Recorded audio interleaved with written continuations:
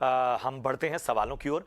प्रशांत हैं पश्चिम बंगाल से और इनका सवाल है, अडानी एंटरप्राइजेस के 2222 शेयर इन्होंने लिए हैं और जो लेवल है वो 1122 का है, यानी 1122। क्या करना चाहिए, होल्ड करें या फिर सेल करें? नितलेश, क्या होगी इनको सलाह?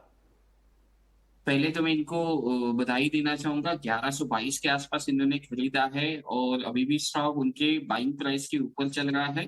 तो मैं यहाँ पे उनको स्टॉप लॉस ही सजेस्ट कर सकता हूँ, क्योंकि और इसमें डिटेल में जाएंगे हम लोग। 1550 सॉरी 1650 के आसपास का एक ट्रेडिंग बेसिस का स्टॉप लॉस लगा ली।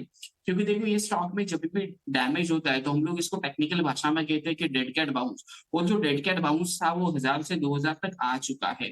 तो टेक्निकली ये स्टॉक तभी स्ट्रांग होगा जब ये काउंटर 50% का रिट्रेसमेंट लेवल के ऊपर चला जाएगा।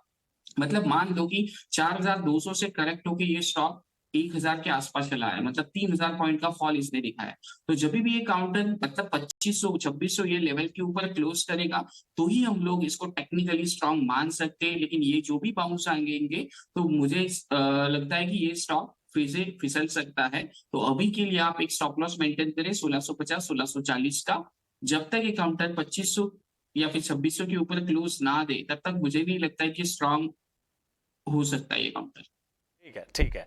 और आज बड़ा इंटरेस्टिंग दिन है, बड़ा मतलब आप ये जो चीज़ें, हमारे एक्सपर्ट हैं चाहे रवि हों और अब नितलेश, जिस तरीके से डिकोड कर रहे हैं उसमें से ही बहुत सी जो हैं वो बातें निकल कर सामने आ रही हैं। नितलेश, ज़रा बताएं कि क्या वो पैरामीटर्स हैं, जैसा आपने जिक्र किया कि साहब इस रेंज में जो है वो ये स्टॉक लंबे समय तक फंसा था, अब आगे के लक्ष्य के लिए क्या क्या जो हैं वो पिन पॉइंट्स हैं या ट्रिगर्स हैं जिन पर ध्यान देना होगा? तो ज़रा हमारे दर्शकों को आसान भाषा में बताएं कि क्या चीज़ें हैं जो स्टॉक को ड्राइव करती हैं और किन किन चीज़ों का को वाकई ध्यान में रखना चाहिए जब आप आगे के लक्ष्य की ओर देखते हैं। देखो, पहले तो आपको देखना पड़ेगा कि ये स्टॉक न्यूज ड्रिवन है क्या। देखो, जब भी स्टॉक न्यूज ड्रिवन होगा तो टेक्निकल्स काम नहीं करते हैं। तो जब भी मेरा पर्सनल या फिर मैं स्टूडेंट्स को जब राय देता हूँ, तो जब भी स्टॉक्स में न्यूज आती है तो हम लोग उस स्टॉक से क्या रहते हैं, दूर रहते हैं। तो न्यूज बेसिस वाले स्टॉक से क्या रहना पड़ेगा, आपको दूर रहना पड़ेगा। फंडामेंटल्स थोड़ा सा डैमेज में नहीं कह सकता हूँ, लेकिन जो रिपोर्ट आया है, कभी भी ये स्टॉक्स है, जैसे डीएचएफएल के बारे में कुछ न्यूज आई थी, यस बैंक के बारे में एक न्यूज आई थी, तो जब भी ये स्टॉक गिरेंगे वो तेजी से गिरते हैं।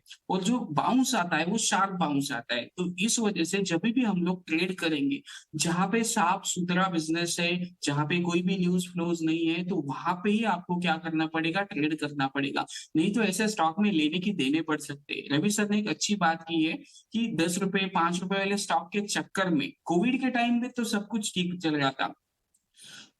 घोड़े के साथ गधे भी दौड़ रहे थे, 5 वाला स्टॉक भी 50 रुपए हो रहा था। लेकिन वो एक समय होता है उन स्टॉक को भी लेने का। तो आपको देखना पड़ेगा कि मार्केट में 80% ऑफ द टाइम आपको क्वालिटी के साथ जाना पड़ेगा, क्वांटिटी को नहीं देखना पड़ेगा। तो जब भी बुल मार्केट होता है तो घोड़े के साथ गधे चलते हैं। लेकिन अभी का जो मार्केट है, मैं रवि सर के साथ 100% एग्री करता हूँ कि क्वालिटी स्टॉक्स में इन्वेस्ट करना चाहिए, क्योंकि वो फंडामेंटल्स भी देखते हैं तो मेरे से अच्छा वो गाइड कर सकते हैं। तो इन चीजों का आपको क्या करना पड़ेगा, ध्यान रखना पड़ेगा।